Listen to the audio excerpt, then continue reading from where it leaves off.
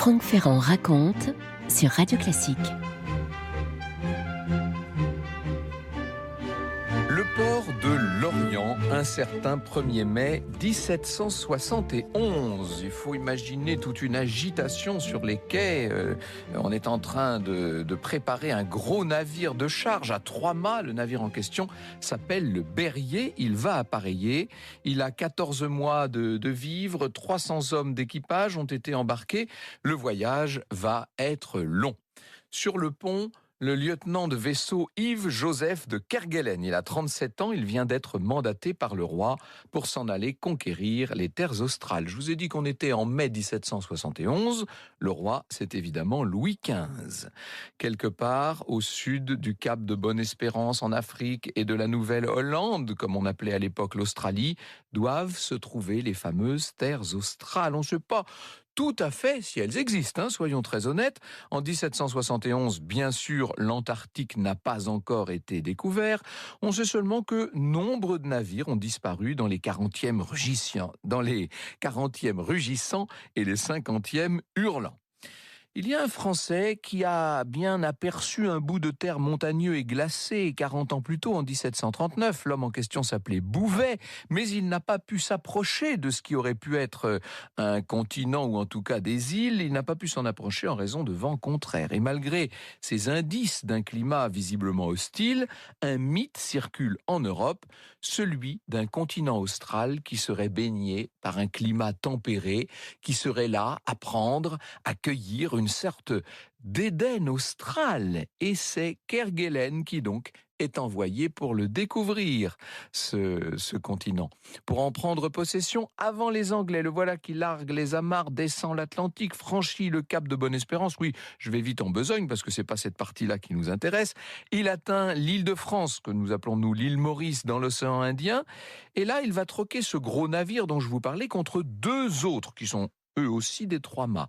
Il y a une flûte un petit peu plus facile à manœuvrer qui s'appelle la Fortune, et puis une gabarre, le gros ventre, comme son nom l'indique, la gabarre, c'est une sorte de péniche de mer, gros ventre, sous le commandement de Louis de Saint-Alouarn, ce qui est un ami de Kerguelen. Tous les deux sont de Quimper, tous les deux sont issus de la vieille noblesse du Finistère, mais il faut peut-être que je vous en dise un peu plus sur ce fameux Kerguelen. Franck Ferrand sur Radio Classique. D'abord, disons-le, c'est un navigateur chevronné. Plus jeune, il a servi dans les gardes de la marine royale à Brest. Il s'est distingué par ses compétences techniques et stratégiques. Il est devenu un expert de la navigation polaire au moment où la marine a eu besoin de lui pour aller défendre les pêcheurs de morues des mers d'Islande et du Groenland, là-haut. Et du Grand Nord, il a ramené 2 oursons blancs qui ont été offerts, comme il se doit, au roi Louis XV. Un récit de voyage écrit de sa plus belle plume a fait rêver tout le monde. Et quand il a proposé au ministre de la Marine de partir cette fois à la conquête des terres australes, évidemment qu'à la cour, on a trouvé que l'idée était excellente. Et le roi a accepté. Et voilà donc maintenant qui descendent ces 2 navires, cette Fortune et ce gros ventre, après une escale dont je vous ai parlé à l'île de France. Kerguelen et Saint-Alouarn font donc route de plus en plus au sud. Ils s'approchent de plus en plus du pôle sud et évidemment la météo devient infernale, avec des tempêtes qui se succèdent, avec des lames qui peu à peu sont en train de se muer en véritables murs d'eau glacée. Ce sont des déferlantes. Et puis le 12 février 1772, alors qu'on est en plein dans une bourrasque de neige qui paraît annoncer la fin du monde, enfin on distingue ce qui plus ou moins commence à ressembler à une terre. C'est Dominique Lebrun, bien sûr, dans un ouvrage qui s'intitule « L'épaule, une aventure française » paru chez Talandier, là, il y a très peu de temps. C'est Dominique Lebrun qui nous dit « Des chaînes de montagnes qui barrent l'horizon en dessinant des dents de scie haut dans le ciel. Rien n'empêche d'imaginer qu'elles appartiennent au continent austral, que l'on cherche depuis l'Antiquité grecque. Dans les éclaircies, la mer se teinte de bleu sombre et l'écume des vagues déferlantes devient si blanche qu'elle éblouit. Alors, au pied des montagnes, on distingue des pentes nues où domine le gris, le vert et le roux d'une végétation rase. » Les navires sont mis à la cape, c'est-à-dire qu'on les les prépare pour qu'ils fassent du surplace, si vous voulez. Ils sont en train de se balancer maintenant comme des bouchons sur une mer très agitée. La situation, disons-le, est vraiment chaotique. Et Kerguelen, eh bien maintenant, il est au pied du mur, il est en tout cas à pied d'œuvre. Il va devoir mettre à l'eau une chaloupe et trouver le mouillage le moins hostile possible, un mouillage protégé si possible. Une vague à ce moment-là projette la chaloupe contre la coque de l'autre navire. On va arriver à sauver l'équipage, mais le canot est littéralement pulvérisé. Pendant ce temps-là, c'est la tempête qui se lève et qui redouble. Elle va éloigner les deux vaisseaux l'un de l'autre, la Fortune et le Gros Ventre, et bientôt les deux équipages carrément se perdent de vue. Et là-dessus, la nuit tombe. Pendant des jours, les deux navires se cherchent. À l'époque, on n'a pas de moyen de se manifester, de se faire connaître. Ils se cherchent en vain. Le gréement du vaisseau La Fortune finit par donner un certain nombre de signes de faiblesse. On voit bien que ça ne va pas tenir très longtemps. Les haubans, c'est ce qui soutient, vous savez, les grandes voiles. Tout ça est sur le point de lâcher. Kerguelen va prendre une décision. Il va sauver son vaisseau, La Fortune. Il va abandonner le Gros Ventre, tant pis, et il va rentrer en France au plus vite. Vous écoutez Radio Classique.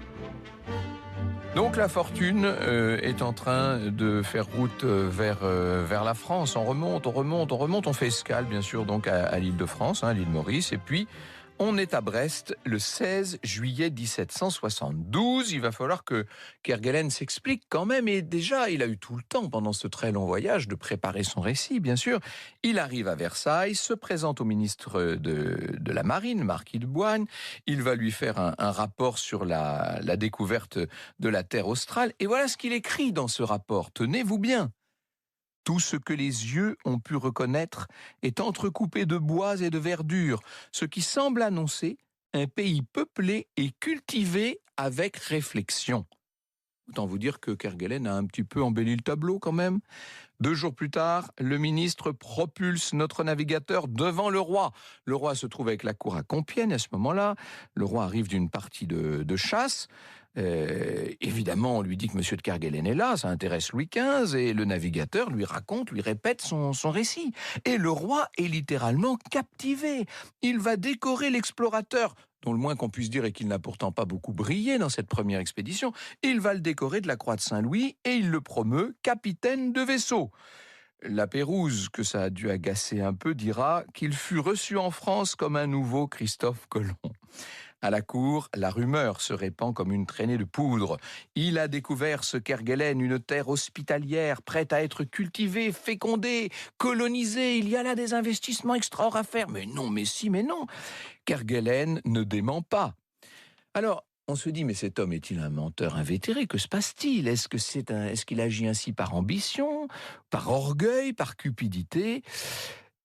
En fait, un peu de tout ça sans doute. Et il confirme, Kerguelen, oui, il a bel et bien découvert la France australe. Le terme est de lui et le mot est lâché. Le ministre, à ce moment-là, va proposer au roi de monter une nouvelle expédition, évidemment. Et Kerguelen reçoit l'ordre de repartir pour la terre australe et y bâtir une nouvelle colonie. Il va la fonder, sa fameuse France australe. Il devra ensuite effectuer un tour du monde d'est en ouest par le Cap Horn contre les vents dominants. Ce sera la première circumnavigation française. Et à la cour, tout le monde applaudit. Personne n'émet la moindre objection. Surtout, personne ne demande ce qu'est devenu l'autre vaisseau, le Gros Ventre. Je dis ça parce que je vous entends bouillir en disant « mais on ne parle pas du vaisseau abandonné ?» Ah ben non. La sœur d'un marin du Gros Ventre, le marin en question, c'était le jeune officier Rosily, pose des questions, elle envoie des lettres au ministère. Où est son frère? Que s'est-il passé? Ah mais ça n'intéresse personne en haut lieu. On ne lui répond même pas. Le 23 mars 1773, Kerguelen prend à nouveau le départ à Brest sur une flûte de 64 canons qui s'appelle le Roland, accompagné de la frégate L'Oiseau, 32 canons, bref, une petite flottille assez bien armée. 3 semaines après le départ de Kerguelen, coup de théâtre, une gabarre de la marine royale se présente en rade de Brest. La gabarre en question, vous me voyez venir là, c'est le Gros Ventre qui rentre au port avec beaucoup de retard, mais qui rentre au port quand même. Il est commandé justement par l'enseigne de vaisseau Rossili. Vous savez, ce jeune officier dont la sœur s'inquiétait auprès du ministre. Et Rossili va faire son rapport à sa hiérarchie. Avec son récit, le mythe de la France australe va s'écrouler. Comme un château de cartes. C'est le problème lorsqu'on fait un gros mensonge, c'est que la vérité finit toujours par surgir. Alors, Kerguelen, lui, est loin à ce moment-là. Il est déjà reparti fonder sa France australe, n'est-ce pas? Sauf que le récit de l'officier Rossili est en train d'éclairer la première expédition d'une lumière nettement plus cruelle. Il raconte, Rossili, comment les deux vaisseaux, la Fortune et le Gros Ventre, se sont perdus. Et pendant que la Fortune s'éloignait dans la tempête, dit-il, le Gros Ventre, encore commandé par Saint-Alouarn à l'époque, a tenu bon malgré des éléments déchaînés. Au cours d'une accalmie, des hommes ont pu débarquer sur Terre très brièvement parce que le temps de nouveau allait se dégrader. Et un officier a rédigé ce rapport. Et ce rapport, le ministre l'a maintenant entre les mains. Cette plaine était couverte d'eau causée vraisemblablement par des fontes de neige dont les montagnes sont couvertes. Dans le fond de la baie, il nous a paru voir quelques arbres qui ne paraissent point hauts. Le rivage était couvert de pingouins de 3 pieds de haut, beaucoup de lions et de loups marins. Bref, on est un peu loin de la France australe, là. Ça n'a pas l'air très hospitalier, en fait même pas du tout. Le pays peuplé et cultivé avec réflexion qu'avait décrit Kerguelen au roi lors de son passage à Compiègne paraît être sorti tout droit de l'imagination du navigateur. Et alors après, continue à raconter Rossili, après le Gros Ventre a sillonné les alentours pendant 3 semaines à la recherche du vaisseau de Kerguelen. Bien sûr que l'équipage n'a pas découvert de continent. Saint-Alouarn s'est résigné à faire cap sur la Nouvelle-Hollande, comme on disait à l'époque, c'est-à-dire l'Australie. Et après tout, le ministre leur avait ordonné d'en prendre possession. Et une fois la mission accomplie, il est tombé gravement malade. Il est mort en arrivant à l'escale de l'île de France en octobre 1772. Et c'est à ce moment-là que l'enseigne de vaisseau a été chargée de ramener le Gros Ventre à Brest. Et là, Rossili est absolument catégorique. La France australe n'est qu'une île battue par les tempêtes. C'est une île de désolation. On peut dire maintenant que la mystification de Monsieur de Kerguelen a été découverte. Et pourtant, lui est toujours là-bas, en route pour aller fonder sa nouvelle colonie. Franck Ferrand sur Radio Classique. Et la seconde expédition Kerguelen est en train de virer au cauchemar à cause d'une voie d'eau dans la cale du Roland. Les vivres ont été gâtés, ce qui fait qu'on n'a plus rien à manger. Bref, l'équipage néanmoins est bien obligé de consommer ce qui a été gâté par l'eau de mer. Et la conséquence, c'est une dysenterie terrible dont 60 marins sont atteints. L'équipage doit faire escale au Cap pour se soigner. Et en plus de l'état sanitaire, les officiers français du port découvrent sur le Roland une situation scandaleuse puisque Kerguelen, lorsqu'il était à Brest, a embarqué 3 femmes. 2 sont des passagères enregistrées. Elles vont rejoindre leurs maris qui ont été mutés sur l'île de France. Mais les marins du Roland témoignent qu'elles n'ont pas été farouches devant les avances des jeunes officiers du bord. Et plus grave, la 3e est carrément la maîtresse affichée de Kerguelen, une certaine Louise Seguin, qui est âgée de 14 ans seulement. Il l'a embarqué déguisé en valet de chambre, il l'a installé dans sa cabine. Bref, on connaît ce genre de situation, mais inutile de vous dire que c'est extrêmement condamné dans la marine de Sa Majesté. Kerguelen va reprendre la mer, il parvient à l'île de France, il rencontre là un accueil glacial du gouverneur, parce que ça y est, sa réputation commence à se répandre, et quelques mois plus tôt, le gouverneur avait vu passer Rossili qui remontait sur le Gros Ventre après la première expédition, ce qui fait qu'il était parfaitement au courant de la réalité de la terre australe. Kerguelen va devoir batailler.